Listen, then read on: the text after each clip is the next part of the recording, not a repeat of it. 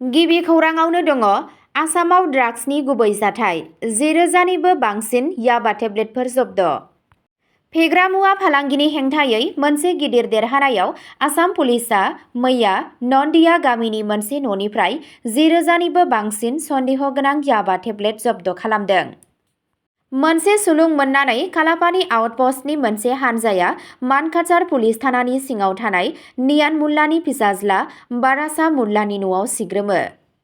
बिथांमोनहा मोन 50से प्लास्टिकनि पेकेटफोर मोनदों, जेराव मोनफ्रोमबो 200सो टेब्लेटफोर दंमोन, जाय सिङाव दोनखोमानानै दंमोन। हरखाब गाग्लोबनाया गोदान भारतीय नागरिक सुरक्षा संहितानि जोहै गोख्रों नेमफोरखौ मानिदों, जेराव साखिफोर दं, भिडिअ रेकर्डिं आरो मोनसे आबुं रिपर्ट दं। दासिम रावबो हमजायाखै, नाथाय पुलिसआ थाबैनो आयेनारि राहा लानो बिथांखि लादों। याबा, मेटाम्फेटामाइन आरो केफिननि गलायमोन्देर मोनसे गिख्रंथाव पार्टी मुलि जाय निसा आरो सावस्रिनि जेंना सोमजिहोयो। बे हमनाया खोला सालमारा मानकाचार बायदि सिमा ओनसोलफोराव फेग्रा मुवाफोरखौ होबथानो थाखाय पुलिसनि गोख्रों नाजानायखौ दिन्थियो। नैथि खौराङाव दङ आसामाव दुखुनांथाव जाब्रबथाय। गोख्रै खारबाय थानाय बलेर'आ सानै फरायसुलिनि जिउ खहा, सासे जोखोम। मैया फुंबिलियाव हाजोनि सानियादिनि साखाथियाव जानाय मोनसे दुखुनांथाव लामा जाब्रबथायाव सानै फरायसुलिनि जिउ खहा जायो आरो गुबुन सासेया गोब्राब हालोदाव गोग्लैयो। साथाम हिन्जावसाफोरा फोरोंनाय थाखोआव थाबायगासिनो दंमोन। बे समावनो फुंनि 8 रिंगासोआव गोख्रै खारबाय थानाय बलेर' गारिआ कन्ट्रल खोमानानै बिसोरखौ सौग्रावो। सानै हिन्जावसाया जाथायथिलियावनो लोगो लोगो जिउ गोमायो। फारसेथिं थामथिखौ गावनि जिउजों जुजिनानै खाथिनि देहा फाहामसालियाव लांनाय जायो। रागा जोंनानै जायगानि सुबुंफोरा हेंथा होनानै गारियाव अर सावना होयो। हाज' पुलिसआ अर खोमोरग्रा हानजाफोरजों लोगो नांनानै थाबैनो अर खामनायखौ खोमोरो आरो होंगो दोंगोखौ सामलायो, जाय हान्था-मेलाखौ होबथादों आरो न्याय दाबिदों। गारि सालायगिरिया सांग्रांथि दं ना गैयामोन बेखौ मिथिनो थाखाय पुलिसआ नायबिजिरनायखौ जागायदों। बे जाथाया सुबुंफोरनि गेजेराव रागा जोंखांहोदों, जायनि थाखाय मुखुब लामाफोराव जानला-मानला गारि सालायनायनि खैफोदनि फारसे नोजोर होदों। थामथि खौराङाव दङ नगावआव ड्राग्स लानाय रेकेटखौ हमनो हादों, हेर'इनखौ जब्द खालामदों, सासे हमजादों। आसाम पुलिसआ मैया माकनगावआव हेर'इन फालांगिनि मोनसे रिंखौ हमनो हायो। 3.07 ग्राम गिख्रंथाव फेग्रा मुवाखौ जब्द खालामो आरो सासे दायनिगिरिखौ हमनो हायो। मोनसे सुलुं मोननानै कचुआ पुलिसआ आबेद आलीनि न'आव सिग्रोमो। बिथांमोनहा 14 फिसा प्लास्टिकनि कन्टेनाराव सोनानै हेर'इन फाननो थाखाय न'खौ बाहायगासिनो थानाय असगर आलीखौ हमनो हायो। साब इन्सपेक्टर अभिजित गगैआ एफआइआर होदों। पुलिसआ नेटवार्कआव साप्लायार आरो गुबुन लिंकफोरखौ ट्रेक खालामनो थाखाय गोथौवै नायबिजिरगासिनो दं। जायगानि सुबुंफोरा ओनसोलाव फेग्रा मुवानि जेंनाया बांलांगासिनो दं होननानै फोरमायदों।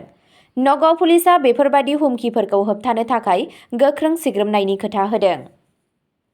ब्रैथि खौराङाव दङ अभयापुरीयाव 23,000निबो बांसिन आइजोफोरा एमएमइउएस स्किमनि सिङाव सीड फान्ड मोननो हादों।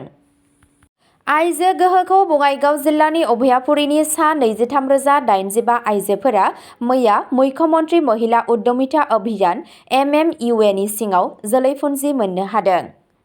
बे स्किमनि गेजेरजों आइजो सेल्फ हेल्प ग्रुपफोरनो फिसा फिसा मावफारिफोर जेरै जिब-जुनार फिसिनाय, सिलाइ खालामनाय, आदार प्रसेसिं, आखाइनि दानाय-लुनाय आरो फिसा फालांगि जागायनो थाखाय फेहेरनो थाखाय राङारि मदद होनाय जायो। साफ्रोमबो आरजाथाव आइजोफोरा अरायथा रां खामायनो थाखाय हेफाजाब मोनो। आसाम सरकारजों जागायजेननाय एमएमइउएआ रांखान्थियारि उदांस्रि आरो गामियारि जौगाथायनि सायाव नोजोर होनानै गासै हादोरसायाव 40 लाखसो आइजोफोरखौ थांखिनानै थांखि लादों। जायगानि मुलाम्फा मोनग्राफोरा गोजोननाय फोरमायदों दि बे राङा बिसोरखौ गावनि आथिंआव गसंनो आरो नखरखौ हेफाजाब होनायाव हेफाजाब होगोन। मावख'गिरिफोरा बे हाबाफारिखौ गुदि थाखोनि फालांगियारि आरो आसामाव आइजोफोरनि दैदेननाय जौगानायनि थाखाय गेम चेन्जार महरै बाख्नायदों। बाथि खौराङाव दङ एएसएफ गोसारनायनि उनाव तिनिसुकियायाव अमा फाननायखौ 30 साननि थाखाय होबथाबाय। गिख्रंथाव आफ्रिकान स्वाइन फिभार (ASF) गोसारनायखौ होबथानो थाखाय तिनिसुकिया जिल्लानि बिबानगिरिफोरा अमा फाननायाव 30 साननि थाखाय गोख्रों होबथादों, जाय थाबैनो गोहोम गोग्लैगोन। माखुम जौगाखां ब्लकनि बरुवाहल्ला आरो दिमरुगुरि गामिफोराव बे सन्देरनायखौ रोखा खालामनाय जादों। बेफोर जायगाफोरनि सोरगिदिं 1 किल'मिटार रेडियासआ दा 10 किल'मिटार सार्भिलेन्स एरियाजों लोगोसे मोनसे सन्देरजानाय ओनसोल जाबाय। 21 नबेम्बरनिफ्राय 23 नबेम्बरसिम सन्देरनाय अमाफोरखौ बुथारनाय जागोन। जायगानि जिल्ला जिब-जुनार फिसिनाय आरो भेटेरिनारि अफिसार DHNBOआ सामलायगोन।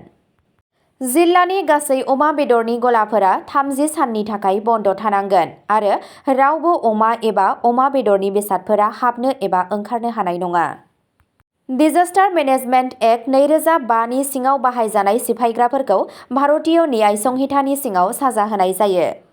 मावख'गिरिफोरा आबादारिफोर आरो ओनसोलनि सुबुंफोरखौ थाबैनो होबथानो आरो जिब-जुनार आरो जिउ खुंथायखौ रैखाथि होनो थाखाय हेफाजाब होनो खावलायो। 6थि खौरांआव दङ मिज'राम आसामआ 24 नबेम्बराव गावनि गिबि सिमा फोरबोखौ खुंगोन। गोजोन आरो खौसेथिनि फारसे आगानसे मिज'राम आरो आसामआ 24 नबेम्बर खालि आसामनि काछार जिल्लानि धलायाव गावसोरनि गिबि सिमा फोरबोखौ खुंगोन। मोन्नैबो हादोरसा सरकारजों जयै खुंजानाय बे हाबाफारिया गोबाव समनिफ्राय सोलिबोनाय सिमा दान्थे-बिदान्थेफोरखौ खमायनो थाखाय बावैसो गोरोबलायनाय जथुम्मानि उनाव खुंफुंजादों। आगस्त 2021 निफ्राय सावरायनाय बे एप्रिल दानाव गुवाहाटीआव गोदानसिन गोरोबलायनायनि सायाव नोजोर होदों। बे फोरबोनि थांखिया रंजानाय हाबाफारिनि गेजेरजों सिमा ओनसोलाव थानाय हारिफोरनि गेजेराव खाथि सोमोन्दोखौ बांहोनाय। मख'जाथाव बाथ्राफोरा जाबाय मोन्नैबो हादोरसानि हानजाफोरनि गेजेराव लोगोआरि जोलुर आरो भलिबल बादायलायनायजों लोगोसे जिउगोनां हारिमुआरि दिन्थिफुंनाय। मिज'रामनि बैरोंटे आरो ममित जिल्लाफोरनि दिन्थिफुंगिरिफोरा दोरोङारि देंखो आरो मोसानायनि थाखाय आसामनि काछार जिल्लानि महरगिरिफोरजों ज' जागोन। मावख'आरिफोरा बुङो दि बेयो लोगोनि मोनसे गोदान आयदा दागो होयो, जाय जायगानि सुबुंफोरखौ गोजोनै थानो आरो गावसोरनि धोनि हारिमुफोरखौ रानलायनायाव मदद खालामो। 7थि खौरांआव दङ आसाम बिजेपिआ 2026 मायथाइनि बिसायख'थि दावहाखौ थागिबि भट होगिरि आरो मिया मुस्लिम ब्लकनि गेजेराव जागोन होनना बुंदों। बिजेपिआ सनिबारखालि बुङो दि 2026 मायथाइनि रामुल बिसायख'थियाव हादोरसानि थागिबि सुबुंफोर आरो बेरेखा दोलोफोरजों हेफाजाब होजानाय मिया मुस्लिम ब्लकनि गेजेराव मोनसे रोखा सायख'नाय जागोन। हादोरसा बिजेपिनि आफादगिरि मनज कुमार महन्त बिथाङा गुवाहाटीआव जानाय मोनसे दोलोनि हाबाफारियाव गोख्रों दाबि खालामदों।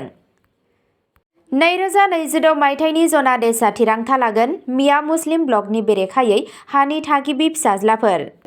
हम हमारी संस्कृति और भूमि की रक्षा करेंगे, महन्तआ बुंदों। बिथाङा मोनसे गाहाय जाहोन महरै थागिबि सुबुंफोरनि थान्दैखौ बांहोनो थाखाय बियाफोरखौ गोदानै दाफिननाय आरो गाहाय जाहोन महरै डिलिमिनेशन खालामनाय हाबाफारिखौ नोजोर होदों।